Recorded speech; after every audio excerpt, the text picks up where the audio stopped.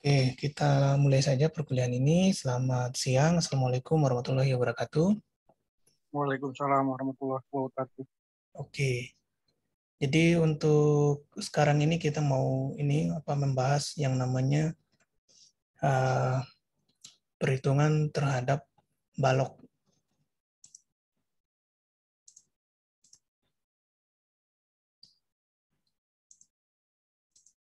Oke.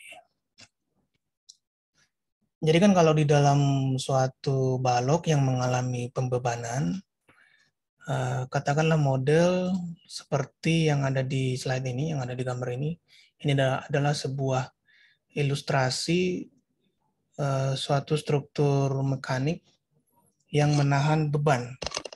Jadi katakanlah beban ini sangat besar.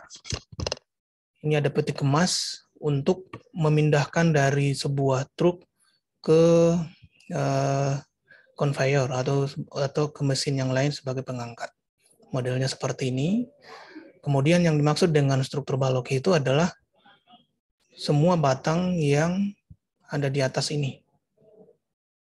Batang ini, kemudian batang yang ini. Nah, ini juga. Itu adalah balok. Atau dalam bahasa Inggrisnya disebut dengan beam. Nah, dia menahan beban dari si peti kemas ini. Tetapi kan pada kenyataannya peti kemas ini kan tidak langsung berhubungan dengan si balok ini. Tetapi dia berhubungan ke sini. Ke si mesin yang bergerak-gerak ini. Kemudian si mesin ini akan memberi beban terhadap si balok. Ini adalah kondisi aktual. Ini kondisi aktualnya.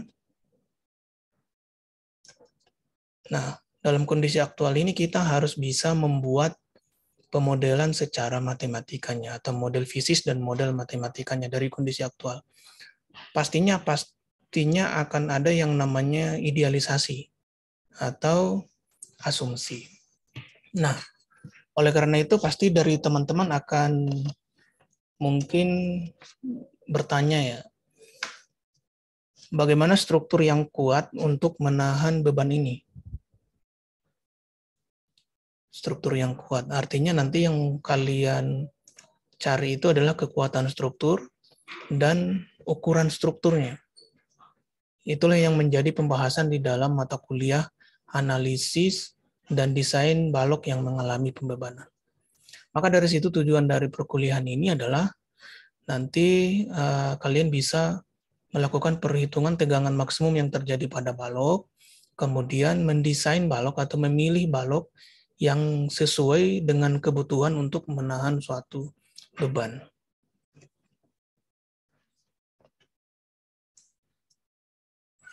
Ini tadi, jadi pengertian dari balok itu adalah suatu elemen struktur yang menopang beban yang berada di berbagai titik di sepanjang batang atau balok, di mana balok biasanya memiliki ukuran yang relatif panjang. Jadi, kenapa dibilang ukuran yang relatif panjang? Karena kalau misalnya dia pendek, misalnya sebuah batang yang pendek seperti ini, di sini ditumpu, kecil, kemudian diberi beban seperti ini, maka si balok ini, si batang ini bisa dikategorikan sebagai elemen kecil atau elemen yang tidak menahan beban secara besar-besaran. Karena beda balok yang panjang dengan balok yang kecil untuk menahan suatu beban. Karena pengaruh momen. Di sini ada momennya. Di sini ada momen. Kalau ada yang panjang seperti ini dengan jarak tertentu dan juga di sini ada jarak yang pendek, X1 dengan X2 akan mengalami pembebanan momen yang berbeda-beda. Di sini momennya akan lebih kecil daripada momen yang ada di sini. Sehingga perancangan pada suatu struktur balok itu lebih kompleks pada balok yang panjang. Makanya dibilang yang relatif panjang. Tetapi namanya juga relatif ya. Jadi sebenarnya bisa saja semua bisa kita analogikan menjadi sebuah balok. Yang penting balok itu mengalami pembebanan. Nah, jadi bukan hanya yang ukuran besar-besar juga yang seperti ini. Bisa juga untuk yang elemen-elemen kecil seperti pada suatu mesin dengan yang kalian rancang bangun misalnya. Misalnya kalian ingin membuat rancang bangun suatu mesin yang biasa digunakan oleh masyarakat, itu pasti ada perhitungan yang namanya perhitungan struktur atau perhitungan kekuatan struktur. Nanti dari sinilah menjadi dasar-dasar kalian untuk melakukan perhitungan.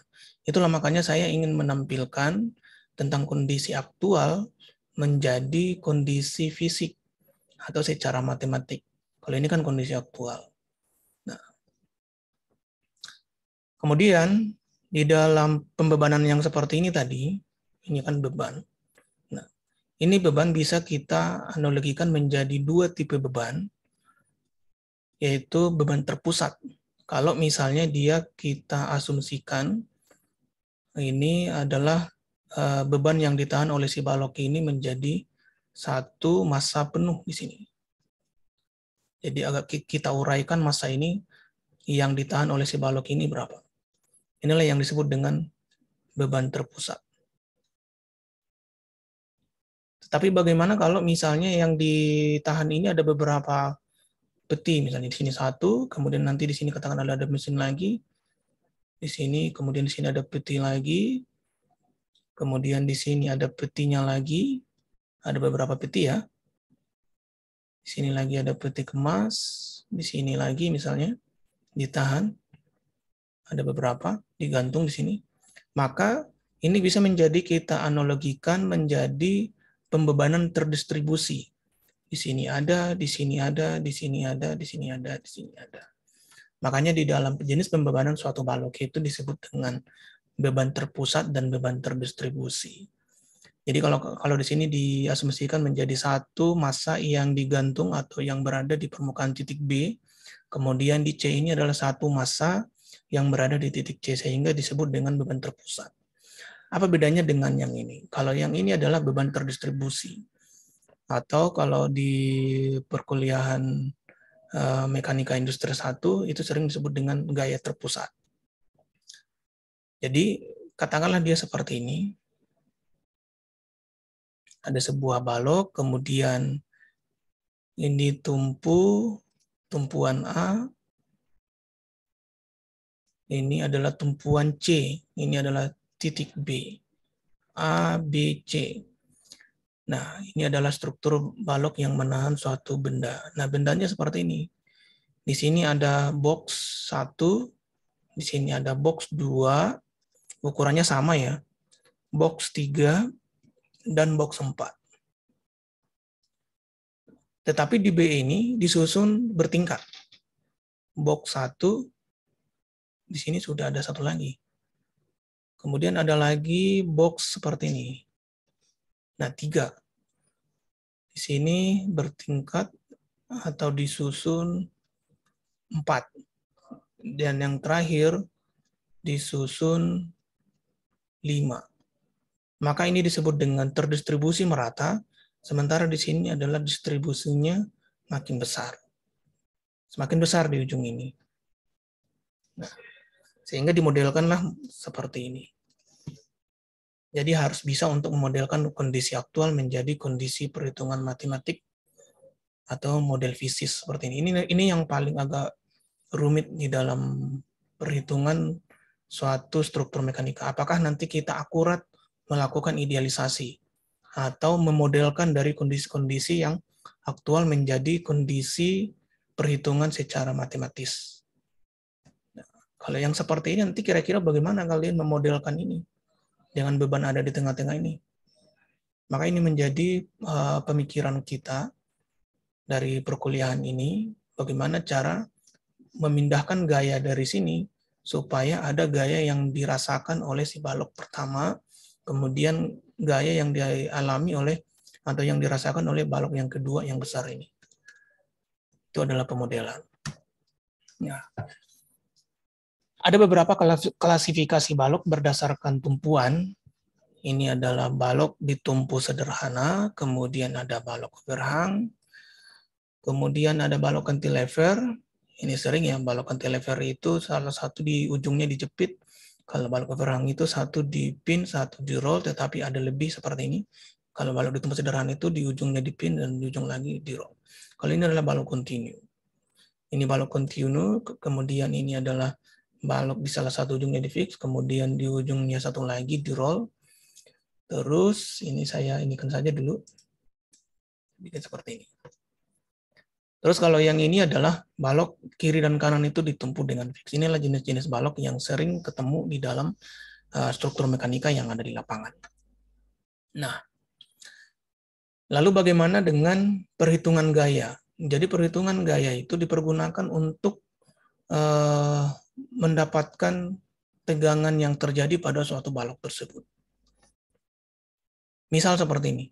Pada balok AB, balok A itu ditumpu dengan pin, kemudian balok B ditumpu dengan roll, maka di sini ada beberapa jenis pembebanan, beban terdistribusi merata, kemudian ada beban terpusat, dan yang kedua ada beban terpusat di sini juga. Maka yang menjadi pertanyaan adalah berapa tegangan maksimum yang terjadi di antara A sampai B dengan posisi pembebanan yang seperti ini. Itu yang menjadi pertanyaannya. Kemudian nanti kalau misalnya kita sudah mendapatkan tegangan maksimum, maka tegangan maksimum itu akan menjadi acuan kita untuk merancang baloknya. Kita bisa menghubungkan kepada katalog buku yang ada di pasaran misalnya, untuk memilih jenis material yang sesuai. Misalnya ukurannya sudah kita tentukan, kemudian dari ukuran itu kita sudah menghitung bahwasanya tegangan maksimum nanti yang mungkin terjadi di sini dengan definisi pembebanan yang kita buat adalah sekian. Maka kita harus mencari material yang bisa menahan tegangan maksimum yang terjadi menurut perhitungan kita itu. Apa-apa saja gaya yang bekerja sepanjang batang A ke B, itu yang dilihat di sini dengan cara kita harus potong dulu. Kita potong di salah satu titik di antara A ke B ini, nanti kita akan melihat namanya gaya dalam atau internal force. Nah, katakanlah di C. Di C dipotong, maka akan ada di sini gaya geser dan gaya momen. Kalau misalnya kita potong di sini, nanti akan muncul lagi gaya geser dan gaya momen. Di sini kita potong, di sini kita potong juga akan muncul. Nah, artinya di setiap titik ada gaya geser dan gaya momen. Nah, tentu untuk melakukan perhitungan seperti ini, nanti untuk menghitung berapa gaya geser dan gaya momen di setiap titik, harus mengikuti prosedur. Yang pertama, kita harus membuat diagram benda bebasnya dulu seperti ini. Kita lepaskan si batang dari si tumpuan, kemudian kita hitung reaksi tumpuannya dari DBB masuk reaksi tumpuan, dari reaksi tumpuan nanti kita hitung gaya pada setiap potongan yang akan kita lakukan. Nah, terus kalau kita ingin melihat perhitungan dari sebelah mana, sebelah kiri atau sebelah kanan, itu sebenarnya sama saja. Kalau misalnya kita potong di C di sini, atau di sini di C, katakanlah di bawah ini sudah dapat, kita potong di sini. Apakah kita selalu harus memotong dari sebelah kiri untuk meninjau potongan selanjutnya? Misalnya kita potong lagi nanti di sini. Ini yang kita tinjau, tidak harus. Kita bisa meninjau di sebelah kanan. Artinya dari sini. Ini kita potong C, kita bisa tinjau dari arah sebelah kanan. Dengan catatan, notasi pembuatan gayanya harus konsisten. Kalau di kiri ini adalah gaya gesernya ke bawah, momennya berlawanan arah jarum jam, maka di sebelah kanan nanti gaya gesernya itu ke atas. Ini ke atas, kalau ini tadi di bawah, ini akan ke atas. Kemudian momennya, kalau ini berlawanan arah, maka di sini akan searah. Momen, dan ini adalah momen aksen, dan ini adalah aksen. Kalau ini saya gabung lagi, kiri dan kanan ini, maka ini akan saling menghilangkan. Kembali lagi pada keadaan semula. Jadi V itu, ingat ya, V itu adalah gaya geser, dan M itu adalah momennya. Nah, kemudian dari sini nanti kan kita sudah melakukan perhitungan internal force atau gaya dalam sepanjang A sampai B. Tentu akan ada variasi gaya. Gaya geser berapa, dan gaya momen berapa, dan berapa maksimumnya. Nah, dari nilai maksimum itu, dari gaya geser maksimum atau nilai momen maksimum, kita bisa menghitung tegangan maksimum. Berarti kalau momen adalah tegangan geser, tegangan normal maksimum. Kalau nanti gaya geser adalah tegangan geser. Tapi pada umumnya pada perhitungan untuk balok ini yang diperhatikan itu adalah momen. Jadi yang kita hitung adalah tegangan normal akibat momen maksimum atau yang sering disebut dengan tegangan normal maksimum atau sigma M. Tegangan normal maksimum itu rumusnya adalah MC per I. M adalah momen maksimum, C adalah jarak titik tengah terhadap titik terluar, kemudian I adalah inersia penampang. Nanti yang menjadi acuan kita untuk merancang balok itu adalah dari tegangan maksimum. Itulah bedanya dengan mekanika industri 1 yang dulu, yang di semester kemarin. Kalau kita sampai menghitung berapa gaya geser maksimum dan berapa momen maksimum, tidak sampai pada perhitungan tegangan. Kalau yang mekanika industri 2 ini, kita harus sampai perhitungan tegangan. Itu yang membedakan. Nah, ini saya review ulang lagi. Ini ada contoh balok A ke B dan di titik C, kebetulan dia ada di tengah, diberi beban P.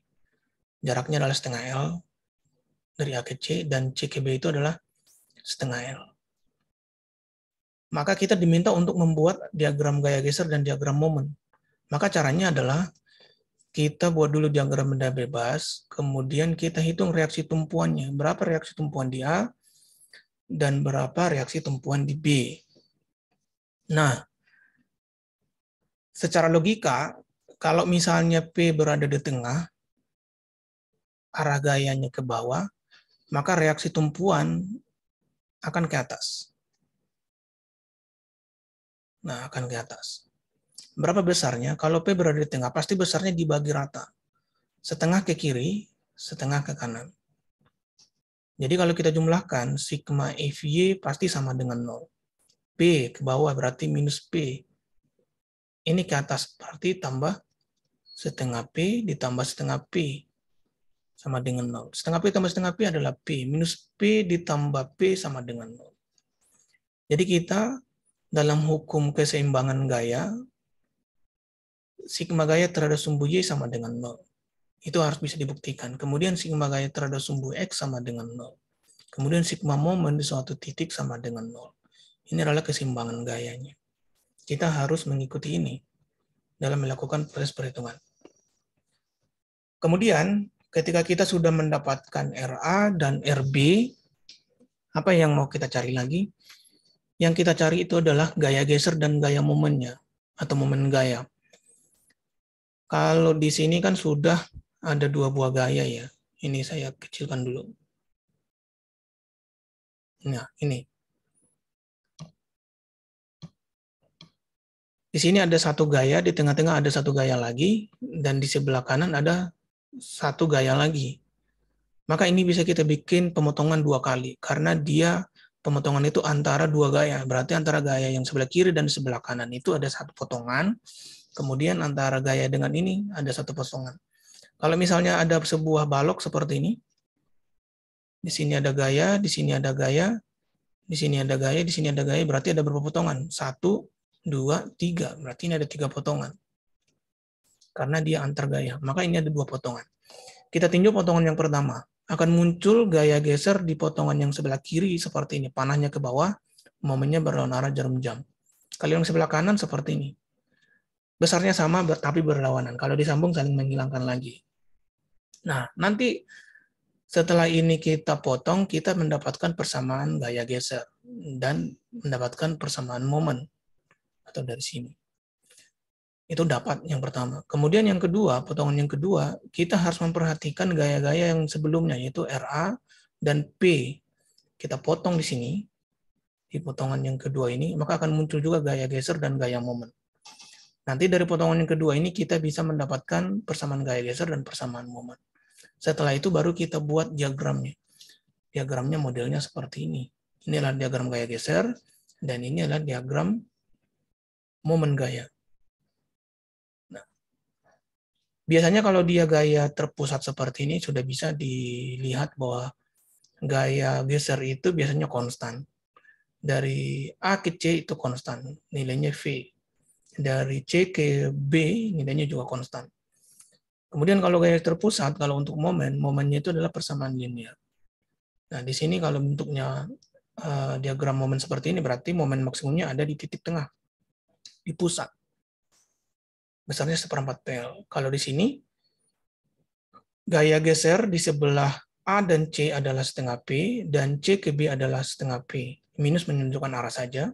Maka dari situ kesimpulannya, gaya geser di sepanjang A ke C ini besarnya sama dengan gaya geser sepanjang C ke B. Karena balok ini adalah simetri. Tapi kalau misalnya si P ini berada di sini, tentu akan berbeda ceritanya. Kemudian juga kalau misalnya kita lihat momen di sini, di mana momen maksimum? Momen maksimum itu pasti berada di tengah. Karena dia sudah berada pembebanan di tengah juga. Sebenarnya bisa dihubungkan secara logika juga. Jadi ini adalah 1/4 PL besarnya di tengah si balok sebagai besar momen maksimum. Maka ini adalah momen maksimum. Momen maks. Itu ya. Kemudian kita membahas contoh supaya lebih mudah.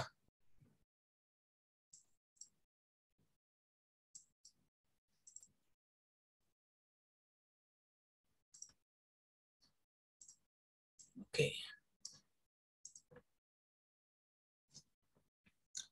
Ini bisa diperhatikan. Sebuah balok kayu dengan pembebanan seperti pada gambar, maka gambarkanlah diagram gaya geser dan diagram momen yang bekerja pada batang tersebut, dan tentukan tegangan normal maksimum karena bending atau karena momen. Maka langkah pertama adalah kita membuat DBB dulu, diagram benda bebas. Dan yang kedua, kita membuat perhitungan reaksi tumpuan. Nanti dari reaksi tumpuan, kita bisa menguraikan gaya yang bekerja pada setiap potongan.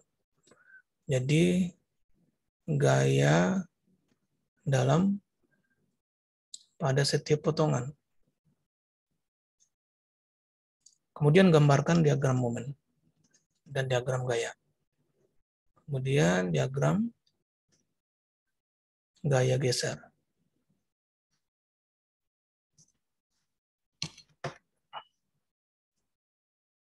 Diagram gaya geser dan momen. Dan yang nomor 5 adalah hitung tegangan normal maksimum.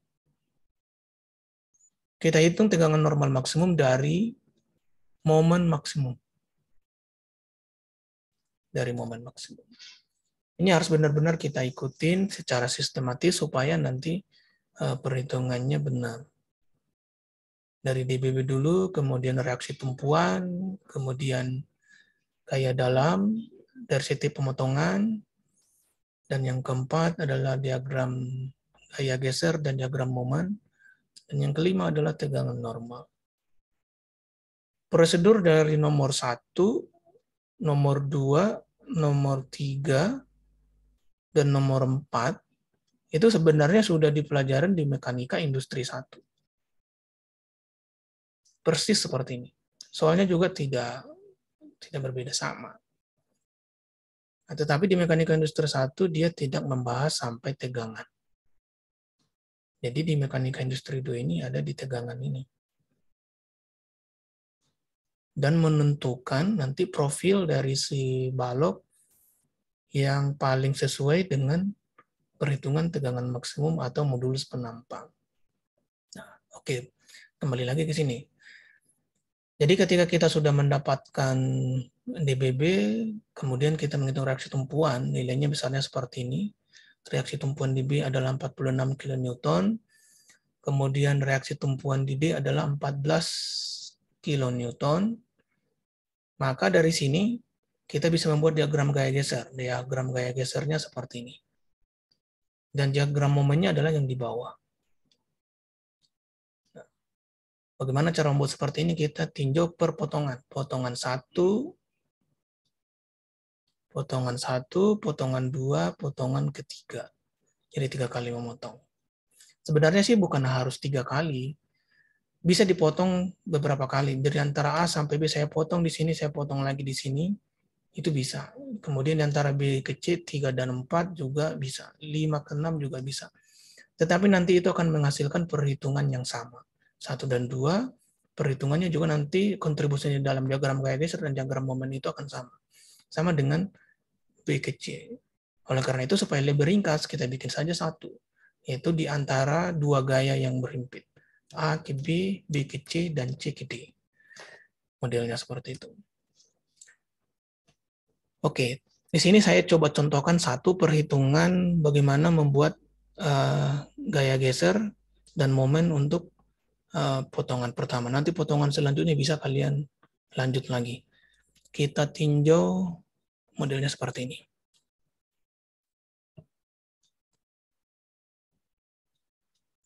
Ini tadi 20 kilonewton.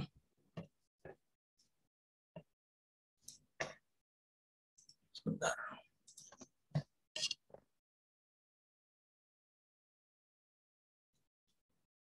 Ini 20 kilonewton. Kemudian di B ada 46 kilonewton. Kemudian di C ada 40 kilonewton. Di D ada 14. Ada 14 ya. 14 kilonewton. Dari A ke B 2,5 meter. Ini A, B, C, D. Dari B ke C ada 3 meter. C ke D ada 2 meter. Nah, semua gaya sudah diperoleh, baik itu dari reaksi tumpuan maupun gaya yang sudah diketahui atau gaya eksternal. Kemudian potongan yang pertama adalah di sini. Potongan yang kedua adalah di sini. Potongan yang ketiga adalah di sini. Saya contohkan satu untuk perhitungan potongan yang nomor 1. Berarti potongan kita adalah di antara titik A dan B. Sebentar. Sampai saat ini kalian masih bisa ngikutin ya? Bisa ngikutin nggak? Bisa ngikutin? Bisa, Pak. Oke. Sekarang saya lanjut dulu ya, nanti kalau misalnya ada yang terlalu cepat atau miss yang belum kalian ketahui, itu kalian tanya saja langsung, waktu saya menjelaskan tidak apa-apa. Oke. Kita tinjau potongan yang pertama. Kita tinjau potongan yang pertama.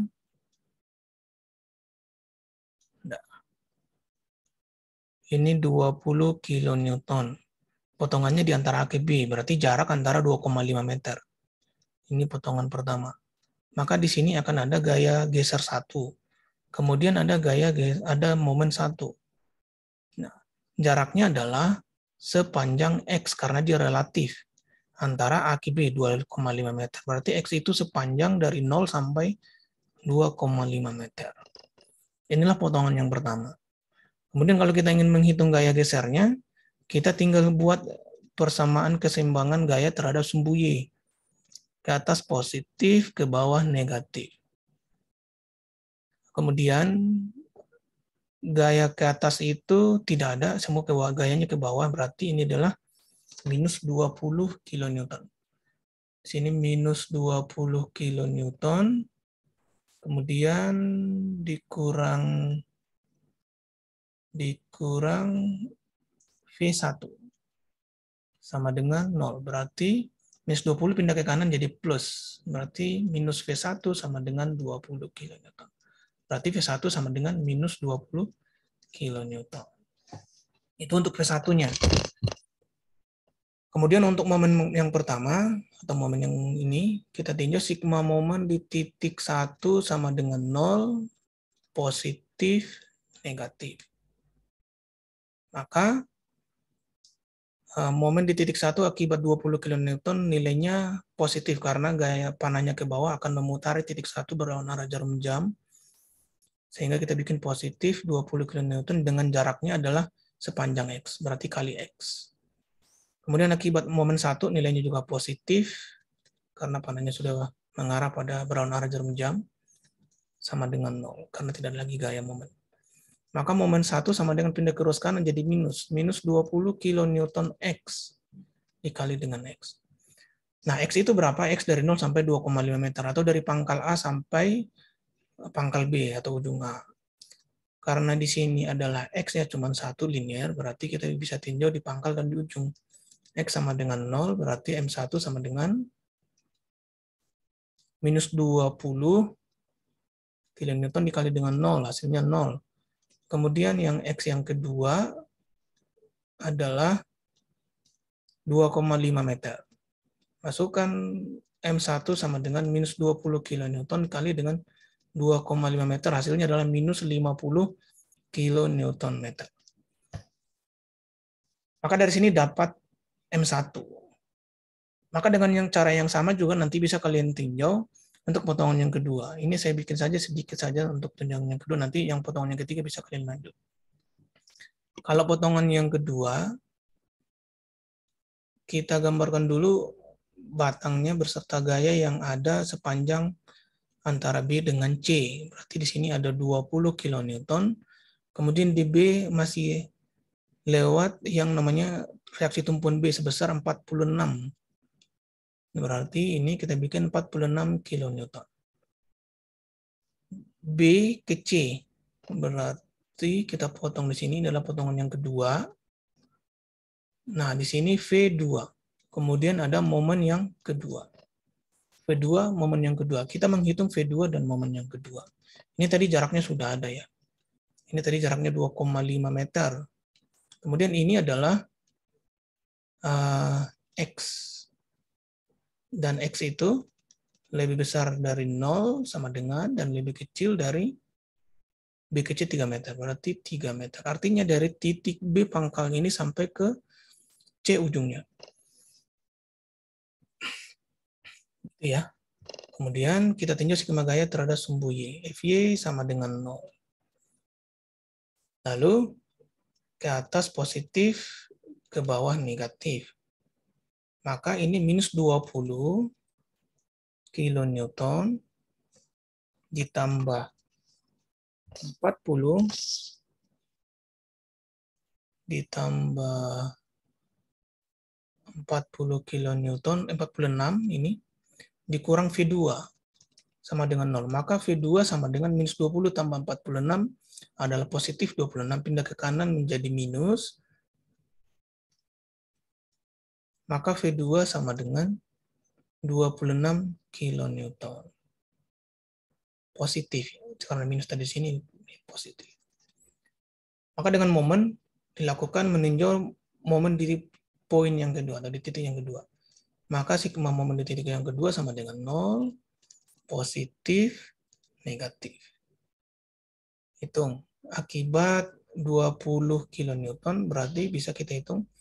Itu nilainya positif, berarti 20 kN dikali dengan 2,5 meter ditambah dengan X. Kemudian akibat 46 itu negatif karena panahnya ke atas dia akan memutar di titik 2 searah jarum jam. 46 kN dikali dengan X. Ditambah dirinya sendiri yaitu M2. Nah, maka dari sini nanti akan diperoleh M2-nya. M2 20 kN kali 2,5 adalah 50. Ini saya bikin seperti ini aja di atas dah. Kemudian di sini akan ada 50 kN meter ditambah 20 kN X dikurang 46 kN. Kenapa ini pindah? Ditambah 2 sama dengan 0. 50 di sini ada 46. Berarti ini tadi 46 ya. Iya benar, 46 dikali dengan X. Berarti 50 kN. 20 kN X dikurang 46 kN X. Di sini masih ada X-nya. Ini masih ada 46 kN/X. Berarti 20 kN/X dikurang 46 kN/X adalah minus 26 kN/X. Ditambah M2 sama dengan 0. Maka M2 sama dengan, ini pindah ke kanan menjadi 26 kN/X. 50 pindah ke kanan menjadi minus. Oke. Ini menjadi persamaan momen yang kedua di potongan yang kedua. Karena X-nya cuma 1, itu artinya linear, berarti kita bisa tinjau di pangkalnya saja. Kita bisa tinjau di pangkal di antara B dengan C. Berarti X sama dengan 0. X sama dengan 0. Maka M2 sama dengan 26 kN dikali dengan 0 ditambah dengan minus 50, berarti minus 50. Kemudian X sama dengan 3 meter.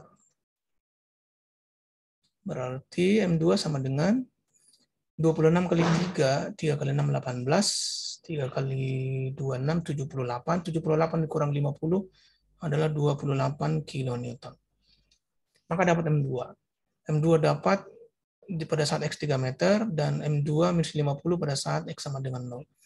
Maka dengan cara yang sama bisa kalian lakukan nanti untuk potongan yang ketiga, tetapi itu bisa kalian coba saja caranya sama. Maka dari situ kita bisa membuat diagram gaya geser tadi, seperti ini. Nah, saya contohkan saja sampai titik ini ya, supaya lebih bisa nanti kalian mengikuti lebih mudah. Ini diagram gaya geser. Ini diagram momen gaya. Bikin aja di, nah supaya lebih masuk akal, masukkan ke sini. Ini batangnya, maaf ini terlalu tinggi. Ini batang. Kemudian di sini ada tadi gaya 20 ya. 20 kN. Ini titik A, kemudian di titik B ada gaya 46. Kemudian ada di C ada gaya berapa tadi? Di sini 40 ya, 40 kN. Kemudian di ujungnya ini ada 14. Ini 2,5 meter, ini 3 meter, ini 2 meter. Benar nggak? Benar ya, 2,5, 3 meter, 2 meter. Oke. Nah, tadi. Lalu ini adalah titik B. C, D, B, ini adalah titik B, ini adalah titik C, ini titik D. Di sini ini adalah titik B, ini titik C, dan ini adalah titik D. Kemudian, lihat gaya geser. Satuannya ini adalah V kilonewton. Ini juga adalah momen. Momen itu kilonewton meter ya, karena gaya dikali dengan jarak. Sumbu X itu adalah X dalam satuan meter. Dalam satuan meter. Berarti AKB 2,5 meter, di sini 3, berarti 2,5 tambah 3 menjadi 5,5 meter. Dan CKD itu adalah 2 meter, berarti totalnya adalah di sini 7,5 meter. Di sini adalah 7,5. Tapi karena kita tadi motong sampai potongan yang kedua, kita tinjau sampai di sini saja dulu, C. Nanti kamu lanjut sampai ke D. Si A, mana tadi si potongan pertama? V1 minus 20 kN. Bisa kalian lihat ini ya? Bisa kalian lihat. Minus 20. Berarti di sini, minus 20. Dia adalah konstan. Berarti sepanjang A ke B, diagram gaya gesernya adalah konstan. Oke. Kemudian dari B ke C, mana tadi potongan yang kedua, gaya gesernya adalah, mana tadi? Potongan yang pertama, nah ini. Ini tadi potongan kedua nih. Potongan yang kedua, besarnya 26.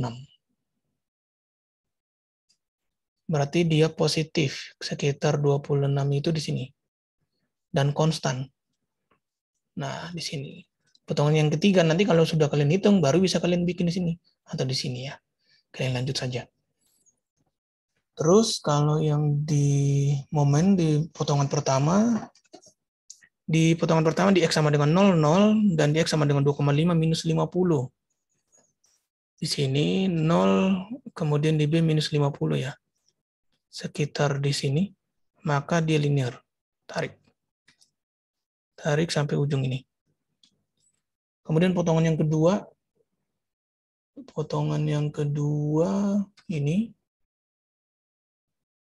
Potongan yang kedua adalah di sini, besarnya.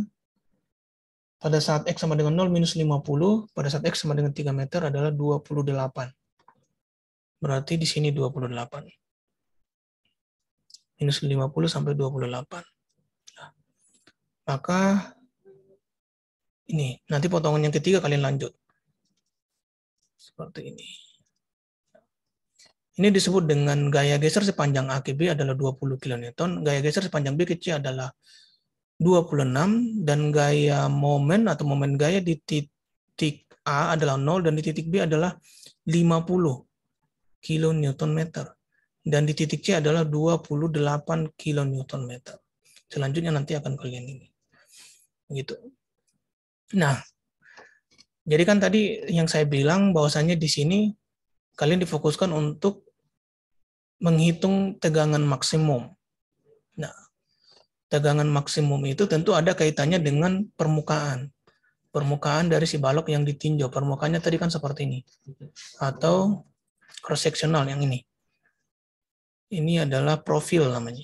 Profil dari satu balok. 80 dan 250. Nah, ini 80 mm. Dan ini 250 mm. Karena kita menggunakan Newton dan Pascal Newton per meter kuadrat ya, berarti milimeter ini kita ubah ke meter dulu. Maka nanti permukaannya adalah seperti ini, 0,25 meter dan 0,08 meter. Ini permukaan kita sekarang, atau profil dari si balok. Lalu kita menghitung modulus penampangnya, S. S rumusnya adalah 1/6 BH kuadrat. B-nya adalah 0,08, H-nya adalah 0,25 meter dikuadratkan. Nanti kalau kalian hitung ini, maka hasilnya adalah 833,3 kali 10 pangkat minus 6 meter kubik. Kenapa dia meter kubik? Perhatikan B, satuannya kan meter juga. H adalah kuadrat, berarti meter kuadrat. Meter dikali dengan meter kuadrat adalah meter kubik. Maka dapatlah S. Sekarang kita sudah mendapatkan S. Atau modulus penampang. Saya tulis saja di sini. S adalah modulus penampang. Oke. Kemudian momen maksimum sudah kita dapat. Tadi katakanlah momen maksimumnya adalah 50. Ini. Di sini dia tadi kalau misalnya di grafik yang pertama, dia di sini. 50. Minus itu hanya sebagai arah ya. Berarti 50 karena di sini 28, di sini dia sudah 0. Kalau gaya geser juga di minus 14 di sini. Nah, di sini minus 50, ini merupakan momen maksimum. Maka momen maksimum itu akan menjadi acuan kita untuk menghitung tegangan normal maksimum. Mana tadi? Ini ya, 50 kali 10 pangkat 3 Newton meter. Atau 50 kilonewton. Maka tegangan maksimum sama dengan momen maksimum dibagi dengan S atau modulus penumpangnya. Nah, ingat ini adalah di titik B. Berarti tegangan maksimum yang terjadi pada titik B artinya. Maka ini bisa kita hitung 50 kali 10 pangkat 3 Newton meter dibagi dengan S 833,33 kali 10 pangkat minus 6 meter kubik. Nah, perhatikan ini bagaimana cara menghubungkan saya terhadap Pascal. Karena sering di sini orang keliru, yaitu penggunaan satuan. Sama halnya dengan ini tadi. Milimeter dengan milimeter, kemudian meter dengan meter ini tadi. Sering itu mahasiswa lupa mengkonversi antara milimeter dengan meter. 50 kali 10 pangkat 3 Newton. Kemudian 833,33 10 pangkat minus 6. Kalau 10 pangkat 3 dibagi dengan, halo? Suara saya bisa didengar? Ini internet unstable. Tes. Bisa, Pak. Masih bisa ya? Bisa, Pak. Oke, boleh saya lanjut ya? Boleh, Pak. Oke. Terus 833,33 kali 10 pangkat minus 6. 10 pangkat 3 dibagi dengan 10 pangkat minus 6. Maka 10 pangkat minus 6 ini kalau naik ke atas jadi plus. Berarti ini menjadi 50 bagi 833,33 kali 10 pangkat 3. 10 pangkat 6 naik menjadi 10 pangkat 6. 10 pangkat 3 kali 10 pangkat 6 itu adalah 10 pangkat 9. Nah, 10 pangkat 9 Newton meter, di sini ada meter kubik. Meter menghilangkan si kubiknya ini. Kubik berubah menjadi 2. Karena udah kurang 1. Maka Newton per meter kuadrat. Newton per meter kuadrat. Catatan ini sama kalian. Newton per meter kuadrat itu adalah Pascal. Ya, Newton per meter kuadrat adalah Pascal. Maka 50 dibagi dengan 833. Sebentar saya inikan dulu, saya bagikan dulu. 50 dibagi dengan 833,3 itu adalah 0,06. Benar, 0,06. Berarti ini adalah sama dengan 0,06 kali 10 pangkat 9. Newton per meter kuadrat adalah Pascal. Berarti 10 pangkat 3 lagi. 0,06 kali 10 pangkat 9. Kalau misalnya 0,06 ini saya ubah menjadi 10 pangkat dikali dengan 10 pangkat 3 itu bisa. Supaya 10 pangkat 9 ini saya kurangi menjadi 10 pangkat 6 untuk mega. Supaya seperti ini karena satuan tegangan itu sering dikaitkan dengan mega. Maka 0,06 itu sama dengan 6 kali 10 pangkat 60 kali 10 pangkat minus 3. Atau setara dengan 6 kali 10 pangkat minus 2. Kalau misalnya dia 0,6 berarti 0,6 kali 10 pangkat minus 1. Atau kembali lagi ke sini. Jadi kalau misalnya ini adalah 0,06.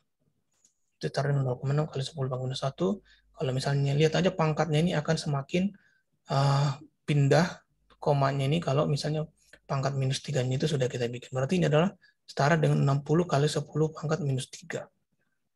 Kali 10 pangkat 9 Pascal. Nah, 10 pangkat minus 3 kali 10 pangkat 9, ini adalah pangkatnya dijumlahkan saja, jadi menghilang. Minus 3 ditambah 9 menjadi 6, jadi 10 pangkat 6 Pascal. Ini menjadi 60 megapascal. Itulah cara mencari tegangan maksimum. Maka tegangan maksimum yang terjadi pada balok tadi adalah 60 megapascal. Dan terjadi di titik mana? Terjadi di titik B. Di sini. Terjadi di titik B. Maka secara logikanya nanti, kalau misalnya suatu saat batang ini mengalami kegagalan akibat pembebanan, maka kemungkinan besar dia akan terjadi patah di titik B ini. Karena dia mengalami momen yang paling maksimum di titik B. Maka dia akan mengalami kegagalan pertama dari titik B. Bisa saja retak atau bagaimana kalau di titik B. Nah, terus juga secara secara model desain, pengaruh dari penampang ini besar. Ini 250 dengan 80 sangat besar. Jadi pengaruh dari si penampang dari si balok ini sangat mempengaruhi tegangan normal maksimum karena tadi ada hubungannya terhadap si S. Nah, kalau semakin besarnya, kalau si S-nya semakin besar, maka tegangan normal maksimumnya juga akan semakin kecil. Kalau S-nya semakin kecil, tegangan maksimum yang terjadi akan semakin besar. Jadi kita harus bisa merekayasa bagaimana supaya mendapatkan nilai S, nilai modulus penampang. Jadi nilai modulus penampang ini sangat pengaruh ya. Modulus penampang semakin besar, maka tegangan maksimum yang terjadi akan semakin kecil karena pembaginya semakin besar. Kalau modulus penampangnya semakin kecil, maka tegangan maksimum yang terjadi akan semakin besar. Itu.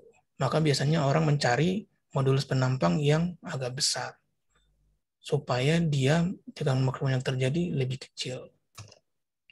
Ini contoh yang kedua adalah untuk menentukan tipe profil. Nah, tipe profil seperti ini sudah dikasih dari buku katalog, pembebanannya seperti ada 20 kN, ada yang 50 kN, ini adalah beban terdistribusi, ini adalah beban terpusat. Beban terdistribusi dan bebas terpusat, dan beban terpusat. Maka yang pertama kalian cari adalah DBB-nya dulu, kemudian reaksi tumpuan, kemudian diagram gaya geser dan momen. Kemudian kalian hitung tegangan yang terjadi. Ini tegangan izin sudah diketahui. Berarti kalian cari modulus penampang. S berapa. Nanti kita pilih S yang sesuai dengan si bentuk baja yang kita pilih. Ini perhitungannya sama, tapi kalian harus pintar nanti bagaimana cara mengubah diagram gaya pada pembebanan terdistribusi menjadi terpusat. Kalikan saja luas dari si beban terdistribusi itu nanti akan berubah menjadi gaya terpusat, sehingga lebih mudah kalian nanti menghitung. Kemudian dilakukan pemotongan seperti biasa, nanti akan dapat grafiknya seperti ini. Nah, dari sini dapat momen maksimum berdasarkan perhitungan luas yang terjadi pada si diagram gaya geser, karena hubungan gaya geser dengan momen itu ada. Di sini dia momennya maksimum, maka kita dapat momen maksimum 67,6 kN terjadi di titik E, berarti sekitar di sini. Jadi karena ada perubahan. Nih, dia menyeberang diagram gaya geser ini menyeberang dia di sini. 67,6 di titik E. Maka kita bisa mencari S. Ini dapatnya dari mana? Dapatnya adalah dari sini. Tegangan normal tadi adalah M per S. Maka ini kalau kita kali silang, maka ini menjadi S sama dengan M dibagi dengan sigma. S dapat, momennya tadi sudah dapat 67,6 kN, tegangan izin sudah diketahui di soal, 160 megapascal, maka diperolehlah S-nya besarnya 422,5 kali 10 pangkat 3 mm kubik. Nah, setelah dapat S, maka kita lihat ke tabel tadi yang diketahui di soal. S-nya adalah 422,5. Maka kita akan mencari profil yang paling sesuai dengan 422,5 ini. Yang paling sesuai itu adalah di antara ini bisa 498 dan di antara ini. Nah, tetapi perhatikan,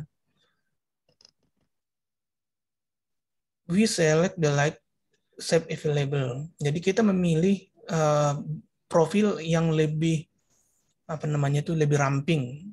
Ini lebih ramping. Nah, ini W360 kali 32,9. Di sini W200 kali 46,9. Nah, mungkin di sini pengaruhnya adalah dia pilih yang ini. 474. Makanya disebut dengan pilihan dia adalah baja profil yang 360 kali 32,9. Tapi pada dasarnya kalau misalnya kalian pilih ini pun sebenarnya tidak ada masalah lagi. Sudah sesuai dengan perhitungan si S ini tadi, mendekati 422,5. Oke, ini adalah sebagai pembahasan kalian nanti. Kalian harus mampu menghitung nilai si H. Ini bisa kalian bahas sebagai tugas kalian. Nanti akan kita diskusikan. Baik, ada yang mau bertanya atau bagaimana? Tapi pada intinya adalah dalam perkuliahan ini tadi yang paling utama. Kalian harus bisa mengkonversi kondisi aktual ke kondisi pemodelan ya. Pemodelan seperti ini. Memodelkan dalam pemodelan fisik. Nanti dari pemodelan fisik bisa kalian buat model matematis. Nah, ini yang perlu saya tekankan. Makanya kemarin itu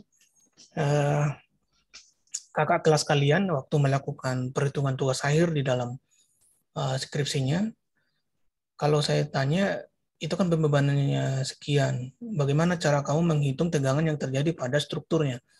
Biasanya mereka itu agak ragu di dalam mendefinisikan pembebanan yang bekerja pada suatu batang itu, atau mengubah pembebanan dari kondisi aktual menjadi kondisi pemodelan fisik. Nah, itu memang yang harus butuh latihan ya. Jadi latihan dari soal-soal, kemudian nanti supaya lebih punya feeling untuk memodelkan gaya yang bekerja pada pemodelan fisiknya.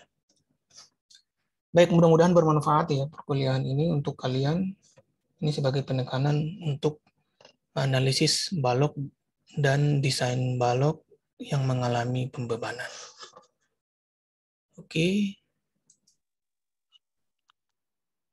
Pak. Oke, silakan Mas. Nanti apa yang PPT-nya tuh nanti dikirimkan Pak?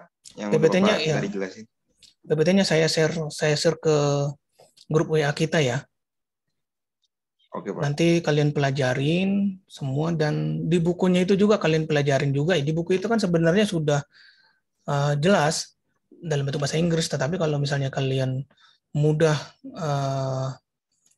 mempelajarinya, kalian terjemahkan, nanti akan lebih banyak informasi-informasi yang kalian dapatkan. Karena di buku itu sudah dijelaskan bagaimana cara memodelkan kondisi aktual, kemudian apa-apa saja syarat-syarat yang ada di dalam perhitungan matematisnya supaya tidak terlalu jauh dari kondisi aktual.